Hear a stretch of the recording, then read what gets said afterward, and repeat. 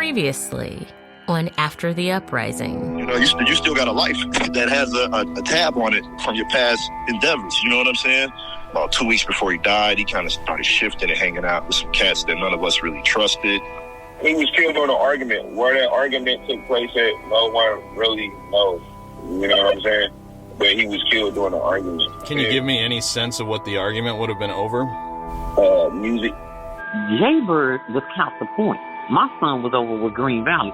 Jaybird used to box everybody in his neighborhood in Counterpoint. This case never got issued. However, I do see Mr. Irvin is deceased. Was there an official reason for holding off on prosecuting Anthony Irvin at the time? You know, I do not know. This is so old, and both of the attorneys that review this are gone. Don't shoot! Don't shoot! What you're looking at is the aftermath of the grand jury deciding not to indict Officer. 29-year-old Darren Seals was murdered before his killer set his car on fire. Once they put out the flames, they discovered Seals' body inside with a gunshot wound. A gun on me and my 14-year-old little brother, it's Ferguson PD. Grabbed me by my heart, slammed me out the car.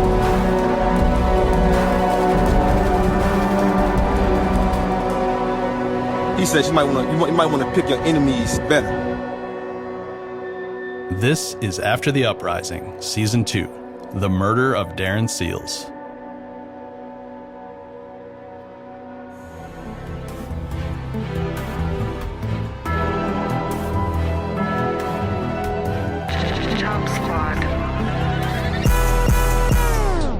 Lot of killing going on in my neighborhood. And I can't get no sleep. Cause when you're out here, niggas sleeping, they ain't good for you. This shit can't get deep. Lot of people getting found in my neighborhood. This shit can't get deep. If you ever ride The music you just heard is the song Neighborhood, performed by the Bottom Boyz. Back in episode 3, Sharif Allen told us that he had heard Darren Seals was murdered by someone from the rap group that Darren was managing, and that the murder was the result of an argument about music, and that it had something to do with a failed attempt at getting a record deal with Roc Nation. Asking the members of the Bottom Boyz themselves about all of this would be the best way to get to the truth.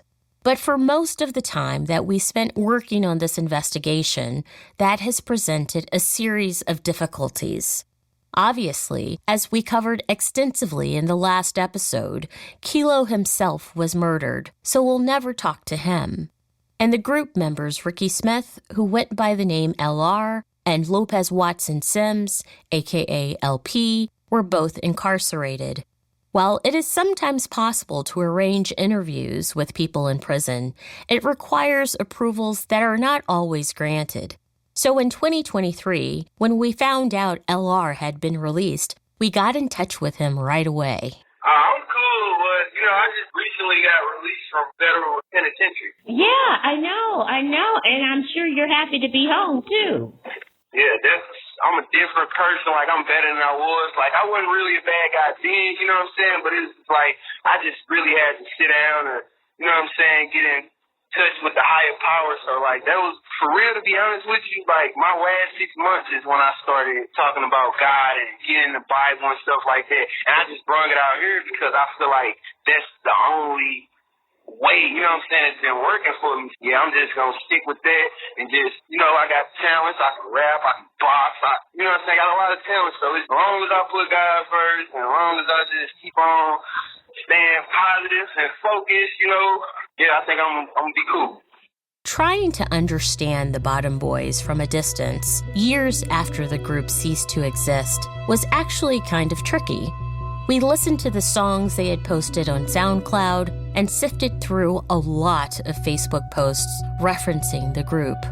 But it was the music videos on YouTube, including some live performances, that kind of threw us. The Bottom Boys seemed to do features with other artists, and on stage as they performed, there were always more than 3 people present. And these may have been entourage or hype men, we weren't sure. So when speaking with LR, I first wanted him to just talk about the group and confirm our understanding that there were only 3 official members. It's 3. It's just any song we get on, we all try to do it as a group, 3 of us. You know what I'm saying? Like sometimes, me and LP might branch off and just do us. You know what I'm saying? And sometimes him and Kilo do them, and sometimes me and Kilo do us. We just do it like that, man. It's just 3 of us. So really, to be honest with you, I was the most. I don't want to put it in the bad way, but I was real deal focused. You know what I'm saying? When I go to the studio, I'm just trying to make it. We played a clip in the last episode of one of the Bottom Boys songs called Can't Go. It was the song in which Kilo raps that you have to watch your homeboys and watch the ones you kick with. Here's LR's verse from that song. Man, these niggas still ain't learned, so I'm gon' show they ass the rope. Got choppers, don't need no scope. Got money, don't need no hoes. These switches need to be rolled, and I can't go, Taking these L's, ain't taking the wheel. For all of my niggas, I pour before. For all of my niggas, I pour before. We just all came from poverty, and we just all wanted to be something, you know what I'm saying? So they reached out to me and asked me that I want to join them, and then after that, we just making music, doing shows, we was on the radio, stuff like that. Bottom Boys, we just all came from the bottom, mother, you know what I'm saying, probably not there for real, dad probably in jail and stuff like that. So it just only made sense and then we from the bottom of our neighborhood, you know what I'm saying, I'm from the bottom of Kenlock. Tilo and LP, I think they from the bottom of Castle Point or whatever, so we just all call ourselves Bottom Boys or whatever, and we just all joined up, and we was all good at rapping, so we just all linked our, 3 brains is definitely better than 1, so we just all linked up together, and we was trying to make something happen, especially get up out the environment that we was in, so yeah. One thing LR wanted people to understand was that Darren was a very positive force in his life and in the lives of the other members of the group.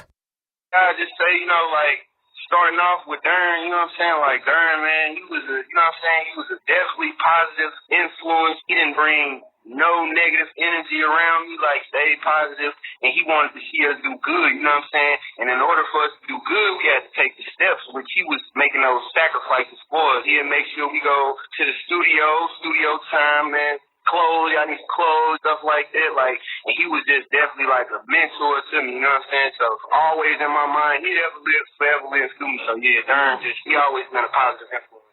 LR felt like Darren was a big brother to him. They would hang out frequently, and LR was even with Darren the day before he died. And LR believed that if he was going to succeed as a musician, it would largely be because of Darren, even going on to mention the meeting Darren had with Rock Nation's A&R man, Lenny S.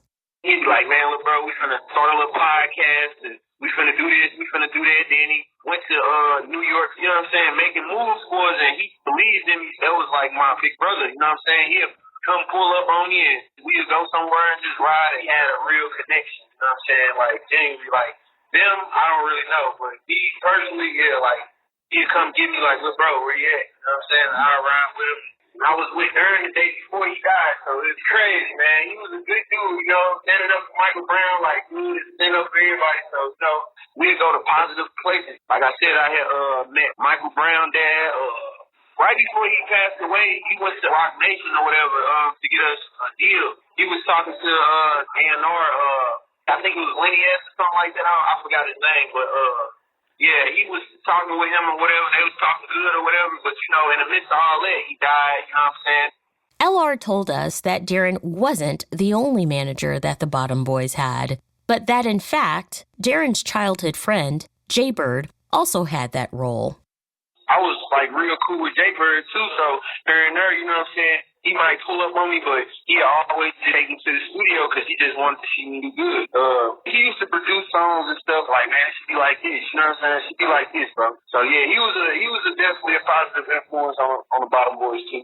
I think I talked to him one time, you know what I'm saying? Since I've been locked up, he just told me he was out, man, he just wanted to talk to me, he was doing good or whatever. So he's out too? Yeah, I think he out, but I haven't reached out to him since I've been out. I don't even know, like, how to reach out to him for real, So I thought it was important to tell LR that his former group member and friend, Kilo, had been the police's primary suspect in Darren's killing. Not only because I thought he had the right to know, but also because I wanted to gauge his reaction. The name that they came up with was from Bottom Boyz, Kilo. Really? Yeah, see, my whole thing with that is, I definitely heard speculations or whatever, you know what I'm saying? But I was in the dark about, you know what I'm saying? Like, I'm still in the dark about, like, Darren's murder, like, the whole, you know what I'm saying? Like, the whole ordeal about it. But at the same time, because you can pin something on us because, you know what I'm saying, we come from, you know what I'm saying, where we come from, or you can pin it on the police because, you know what I'm saying, he was an activist and he was like, you know what I'm saying, like just standing up for his rights or whatever. But me personally, me being always totally honest with you, like, I don't know, you know what I'm saying, like what's going on, like what went on with that situation. And you know what I'm saying, like, don't want to know, you know what I'm saying. At the same time, I just know, man, I had a good relationship with Darren. LR doesn't sound too shocked by the suggestion that Kilo was Darren's killer. He said himself that he had heard speculation about the matter. Listening to him, it felt like he was kind of spinning as he spoke, trying to find a safe place to land and reasserting his good relationship with Darren along the way. I decided to feel him out a bit more and mentioned what we heard about Darren being killed in one location and then his Jeep and body having been moved to another. It seemed like it was a setup. And so there are people who are out there who said that he was actually shot on Gamble Street and then the car was driven to Riverview. And that's my first time hearing it. Really? Yes. I thought I never heard that. Like, I always heard that the location that he was in, that's where he got shot at.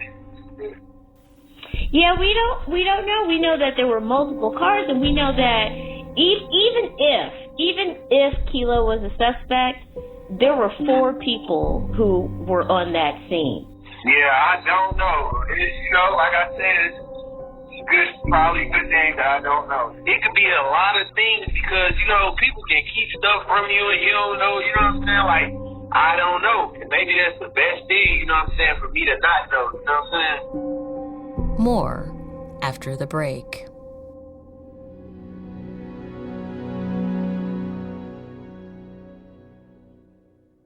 Now, back to the show.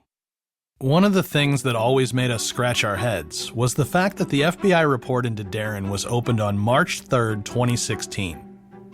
If the FBI was running some kind of operation on Darren, why would it have been initiated a year and a half after the peak of the Ferguson movement?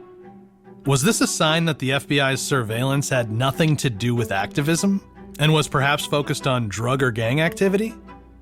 In the predications section at the beginning of the FBI report, we see several uses of the acronym CHS, which stands for Confidential Human Source. According to the report, the reasons justifying its being opened rely on this confidential human source having told the FBI several things about Darren. However, all of the specifics are completely redacted.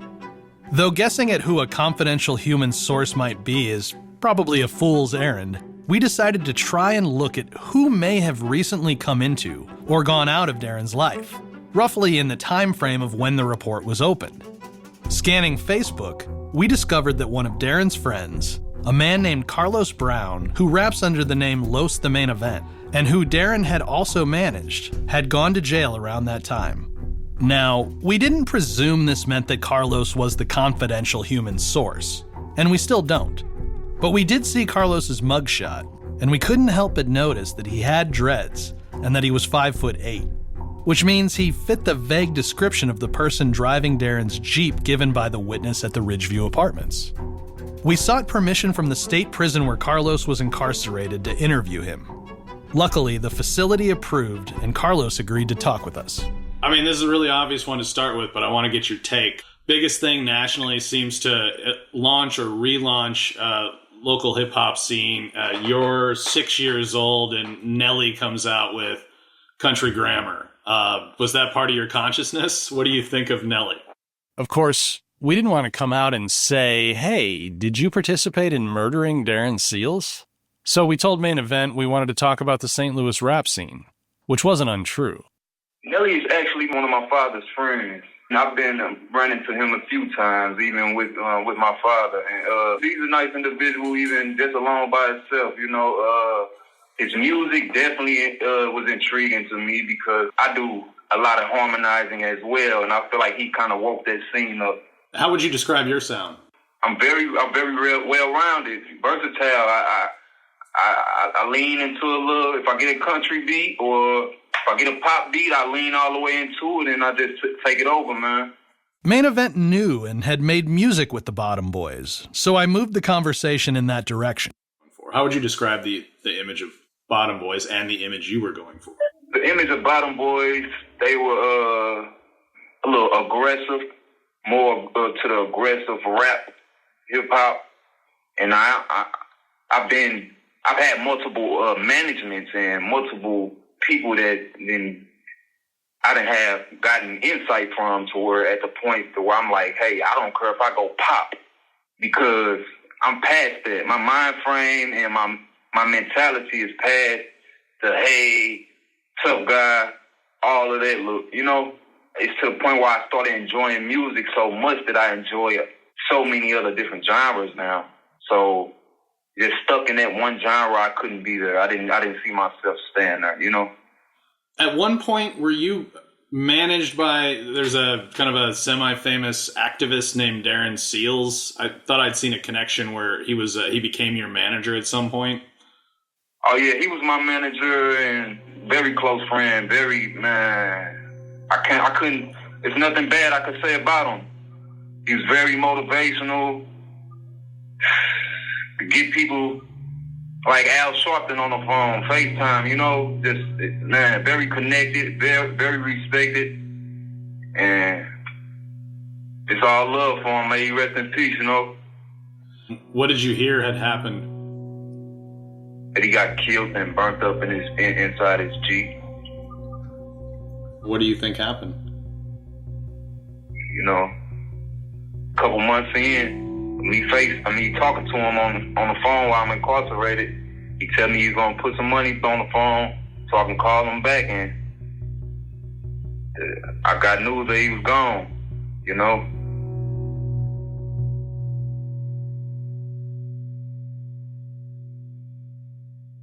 It turns out, Main Event was incarcerated when Darren was killed. Not only that, but he sounded like he was genuinely hurt by the loss of Darren. Main Event went on to mention a lot of the critiques about what seemed to be a lack of intent to find Darren's killer.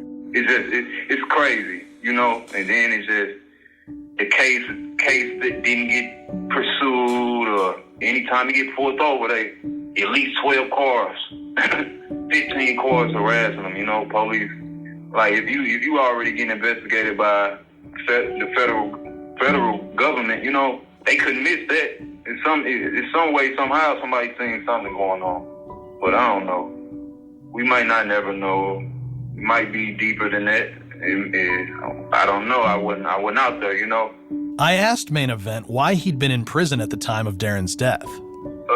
At that time, I was fighting a federal gun charge. So I fought that case for about 18 months where we got the officer exposed, and we forced him to resign. A lot of people said don't fight the feds, but it was just he did me so scandalous, you know what I'm saying, and so dirty to the point where I'm like, I'm not gonna just take this charge. So I fought that case for about 18 months. I thought this was really interesting, that Main Event said he was in jail because of a dirty cop, and I wanted to know more. So I asked him to go into detail about what had happened. He had like 21 search warrant affidavits where he just only switched the name, the street, and the individual. And he had the same two judges signing off on his search warrants. So basically, it would be word for word of everything he's describing, like, just so he can get a search warrant. And then, but he had just changed the name, the street, and the person. It turns out everything Main Event is saying is true. The crooked officer in question is Ellis Brown. While serving on the St. Louis City Police, he submitted several fraudulent search warrants, and the cases that resulted from them were later thrown out. Beyond that, Officer Brown was also involved in the questionable fatal shooting of a black man in St. Louis.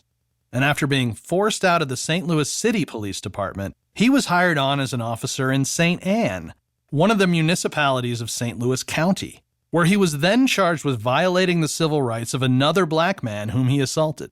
A former St. Anne officer has been indicted on federal civil rights charges. Ellis Brown is accused of repeatedly kicking a person in April of last year when he was an officer, even though they were compliant. If convicted, he faces 10 years in prison, a $250,000 fine, or both.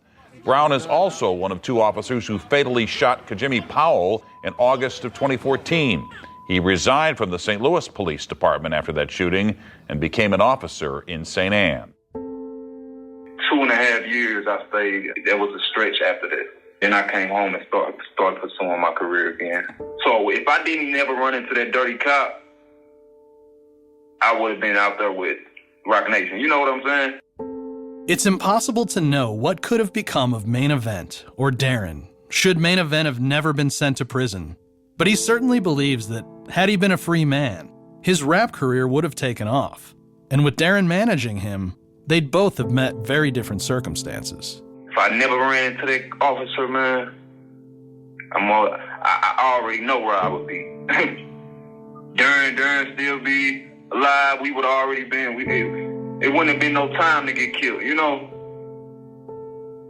I just hate it I just hate that for him, man, and hate this for me because I'm still going through things I don't need to be going through that I could have been, you know, surpassed. And when did you get to know the rest of those guys? Was it kind of in the same? Was it through Darren? Was it like Kilo, LP, LR? Yeah, Kilo's my little cousin-in-law. He's passed on as well. Yeah, we met LP through the managers, like their family and stuff like that. Speaking of the Bottom Boyz, Main Event said LP came in through the manager's family, which wouldn't make sense if he was referring to Darren. Now, LR told us that Darren's friend Jaybird was also managing the Bottom Boyz, so I asked Main Event to clarify. It was two managers, two guys managing us at one time. It was a street guy, I don't know if I should mention his name, and then it was him, you know, and they were both managing us. And then the street guy got incarcerated. But basically, as soon as we met, we immediately wanted to do the music things together, you know. You mentioned one of the managers, if I got this right, was Darren, and the other one was Jaybird, a guy named Jaybird, later a rapper.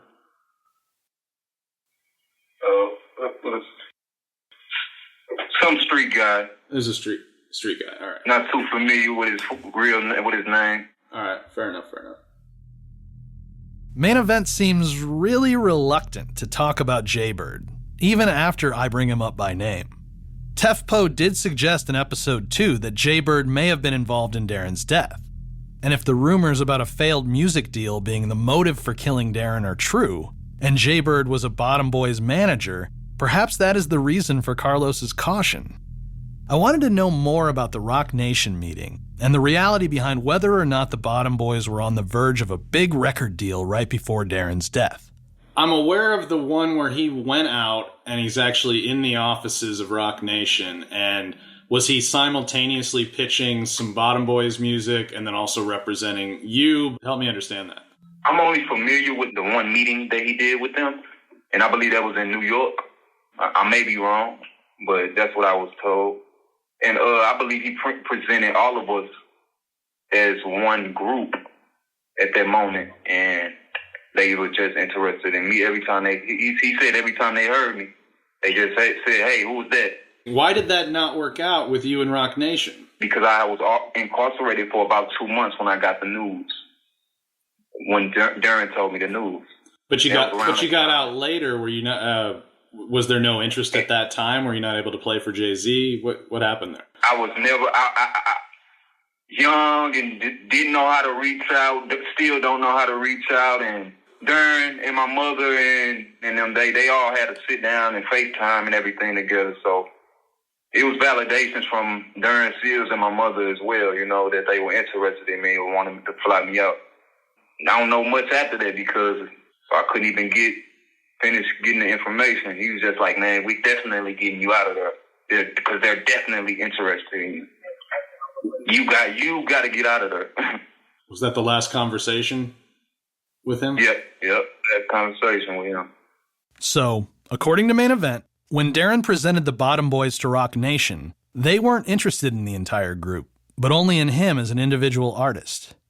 If this is true, could it be the reason why Kilo and maybe the rest of the group, including their second manager Jaybird, were upset with Darren? After all, Main Event wasn't even part of that group. Did the Bottom Boyz and Jaybird feel that Darren had kind of pulled a fast one in this meeting, doing a better job of promoting his solo artist than of the rest of the group? Is this what lay behind the argument that so many people in St. Louis believe resulted in Darren being killed? More after the break.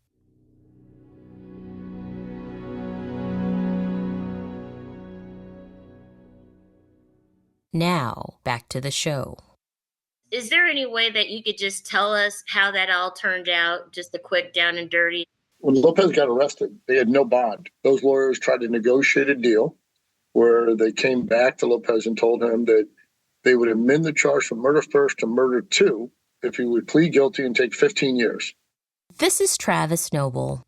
He is the lawyer who represented Bottom Boyz member Lopez Watson Sims, a.k.a. LP, when LP was charged in the death of a man named Carlos Morris. In October of 2017, 3 intruders wearing masks burst into Morris's home and shot and killed him. They also shot and grievously wounded his 14-year-old son. One of the intruders left a palm print on a glass door, and police believe that palm print belonged to LP. So the lawyer kind of explained to him, look, you could do 12 years on it. You already got 5 in. You do 7 years, you get out. And Lopez says, I didn't do it. And the lawyer said, well, they've got your palm print on the door at the murder scene. And he said, I don't care what they have. I didn't do it. We set it for trial almost immediately. Well, Tuesday morning, the prosecutor didn't show up. I don't think that they were ready. And I think they thought he was going to plead guilty, and we didn't. So we agreed to pick another date and then went in and we tried it, and the jury found him not guilty. LP was in jail for 5 years as he awaited trial, and like Mr. Noble said, was found not guilty. So in early 2023, LP was a free man, and he agreed to talk with us if his lawyer was present. LP was close friends with Kilo, even before the Bottom Boyz were a group. So we figured he had to know more about Darren's death than we did. We wanted him to establish that closeness at the outset. So we asked him how he came to be in a rap group alongside Kilo and LR. They were both friends of mine, and they did music as well. And I brought them in. I played their music.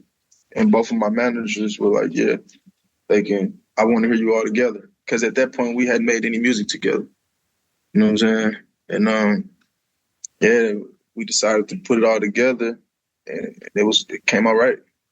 So out of like LR, Kilo, Darren, Jaybird, who were you closest with? I was closer to Jaybird. I met Darren through Jaybird. When did you first meet Jaybird? I was a kid. Yeah. What was your relationship with Ricky like? Ricky was my friend. Like I said, I brought him into the group. That was my friend, my childhood friend. He was rapping way before me. You know, both him and Kilo was rapping way before me. I just started rapping and mentioned them, and it became a group by accident, honestly. Darren's first Facebook announcement of the group seems to be New Year's Day 2016. I believe that's when we shot that video Neighborhood, and that was right before New Year's. Okay. Was there a song or a music video or a moment from the time you three were rapping together that you're most proud of or that you remember? Yeah, Can't Go. Our video Can't Go. I done lost a couple of my niggas on me, we made it too far. Lost niggas I grew up with, thugged out since we was little boys. And it fucked me up that you gone, my nigga, for you we go to war. And we on your killer ass, and we ain't gon' stop until we score. Talk a lot, but we murder, I ain't made it, just still a word. Niggas live a life no purpose, that give me some money, been broke was worth. Yeah, that was like one of the last times everyone was all together. All the artists, our manager, Darren Seals. That was like one of the last time we was all together, having a good old time. As you can see in the video. What was the management style like? Did they have different styles of management? For sure. You had Darren, who had way more experience than Jay Bird, you know what I'm saying? So it was two different visions, you know? And that was a big reason why our music wasn't getting pushed as it should. It was two different visions, you know? Darren had a vision of us getting real money, you know? He wanted the best position for us, while Jay Bird just wanted immediate success, you know what I mean? Jay Bird anxious about like moving it along real quick? For sure. Which at that moment wasn't a problem. Either or, from our perspective, the artist's perspective, because we wasn't putting no money in. So we didn't really have no say, so we just made good music. This difference of opinion, Darren wanting to move carefully, angling for the best contract, while Jay Bird wanted the fastest money. Did it represent an actual animosity between the two men, or was it a simple disagreement that didn't amount to anything serious? And how did everything change? Because that was like in a short period of time when Darren went to Roc Nation, and by the time he was killed, how did that change your life, that moment? Everything went downhill from that point. Everything. Music career, everything. It was no more funding. You know what I'm saying? So my first manager got arrested. My second manager got killed. So the music was on. It's really been on a standstill since then. When LP says his first manager was arrested, he's referring to Jay Bird. Again, in episode 2, Tefpo told us he heard that someone named Jay Bird had been in jail and had asked Darren to take care of some things for him. And it was Darren's failure to follow through on whatever that was that caused Jay Bird to want Darren murdered. This arrest of Jay Bird in the summer of 2016 fits the timeline of that story. Like we had done with LR and Main Event, we wanted to tell LP that according to the police, Kilo was Darren's likely killer. LP was close to Kilo. It seemed really inconceivable to us that Kilo could have killed Darren and LP wouldn't have known about it. And his reaction? Well, listen for yourself. Well, one of the things I just wanted to talk to you about and just get to the point, we think we know what happened to Darren Seals generally, not totally specifically, but generally. And the cops believe that the shooter of Darren was Kilo. Do you think that's even possible, that Kilo was the killer of Darren? No, that's nonsense. Tell us why. Because me personally, Kilo was my brother, and I believe I would have known. If that was true, that's bullshit. I remember on the news clip about Darren, the eyewitness said that it was a white man. Did you all get that? So there was the light-skinned man who supposedly had a ponytail, and the witness believed he may have been involved in starting the Jeep on fire.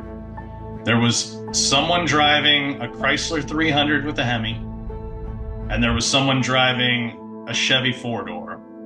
And then there was the person who drove Darren's vehicle to that spot, who got out of the vehicle. He was a 5'6" black man with dreads.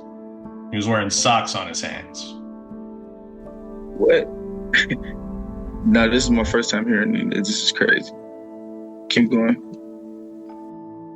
Well, that's what we know, and... That's what you know? From the witness is all. That's the description, that there were at least 4 parties. Did Kilo associate with anyone that jumps out? That would match at the time that Chevy 4-door or that Chrysler 300? I have no clue about any of that. Sir, that was 2016. And I know for sure I wasn't there. I highly doubt Kilo had anything to do with that. From everything I heard, I know they said it was some white people that killed him, which sounds crazy. And he was involved in all the political mess. And I know there was no arrests ever been made or any of that. They stopped investigating when they heard white people, if you ask me. We're approaching you because we figured you would be in a position to have the best information on a lot of this. And I just want to say that Kilo's gone. And Darren's family and a lot of people who loved him would love to learn the truth. So Kilo's not going to end up prosecuted. He's gone. So if you happen to be aware of information that could bring closure to the family around Kilo, we thought it was worth giving you the opportunity to. Dude, let me stop. I don't know anything that happened with Darren. If he was alive, I still would tell you the same thing. I never heard that he did that. I didn't get any fishy behavior from him to make me think that he did that. And I miss Darren. I hate that the tragedy happened to him. You know, he kept me focused. Kept me away from bullshit. He was doing the opposite of everybody else. But, and Kilo too. You know what I'm saying? I miss him. I love him. Kilo is my brother. You know what I'm saying? We've been through a lot together. Him smiling made me smile. Hate that tragedy happened to him. Do you know for a fact that Kilo didn't meet him that night? In other words, were you with Kilo that night of the night before Darren was found? No.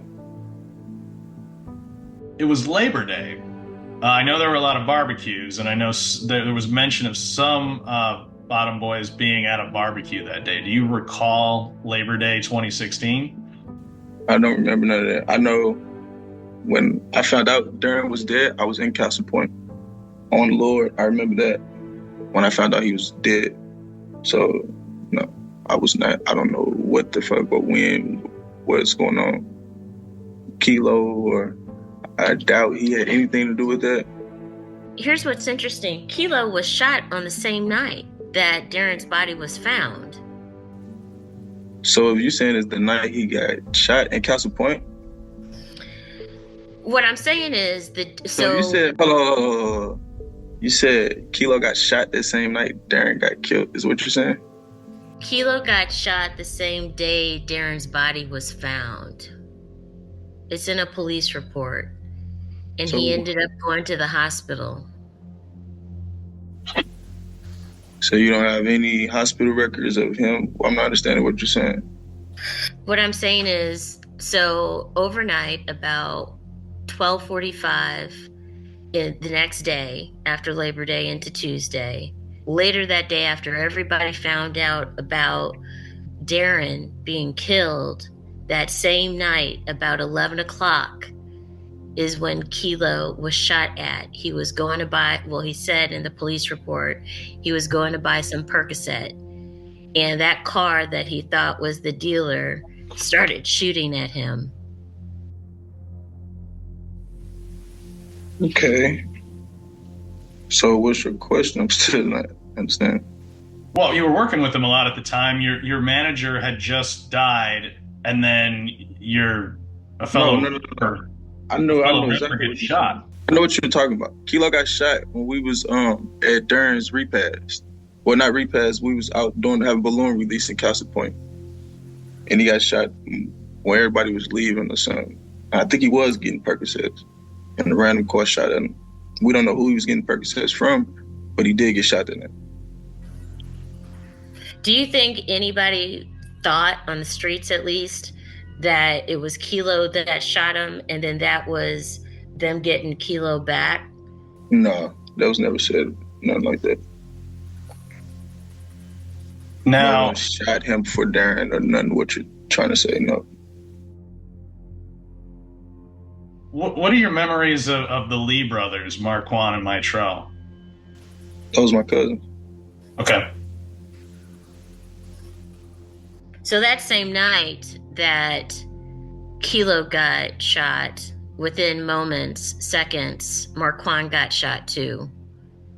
And we didn't know if they were together or not. They had two different police reports.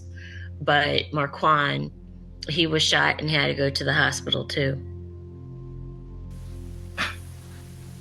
So... Well, we're trying to figure this out too, but I have to assume your manager died. So are you saying... I'm not understanding what you're saying. What are you saying? You're talking to riddles. Talk to me. No, we're trying to figure this out. I mean, this is a puzzle, and we're trying to get what your perspective is.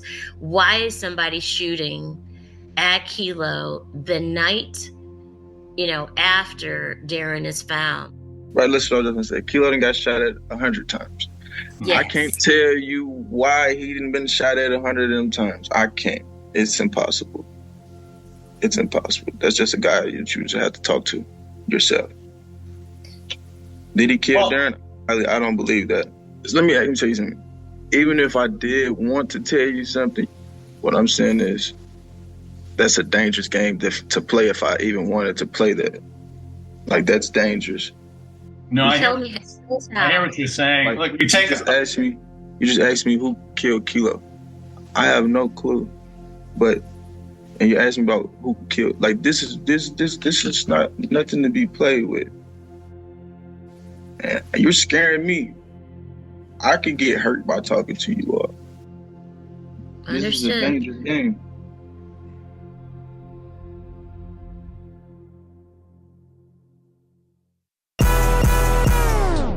Lot of killing going on in my neighborhood. And I can't get no sleep. Cause when you're out here, niggas sleeping, they ain't good for you. This shit can't get deep.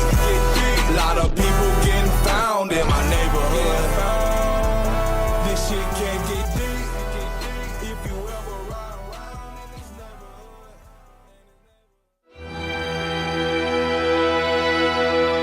After the Uprising is a production of Double Asterisk and iHeart Podcasts in association with True Stories. Season 2 was written, reported, and produced by Maria Chappelle Nadal, John Duffy, Mallory Kenoy, and Ray Novoselsky. Executive producers are Nikki Ator and Lindsay Hoffman for iHeart Podcasts, John Duffy and Ray Novoselsky for Double Asterisk, David Cassidy and Ruth Vaca for True Stories. Directed by John Duffy and Ray Novoselsky. Theme song and score by Zachary Walter. Sound engineering and mix by John Autry. Fact-checking by Muffin Humes. Marketing by Allison Cantor. Fair Use Legal by Peter Yazzie and Brandon Butler. Legal by Holly DeCann for iHeart Podcasts and Keith Sklar for Double Asterisk. Missouri Sunshine Legal by David Rowland.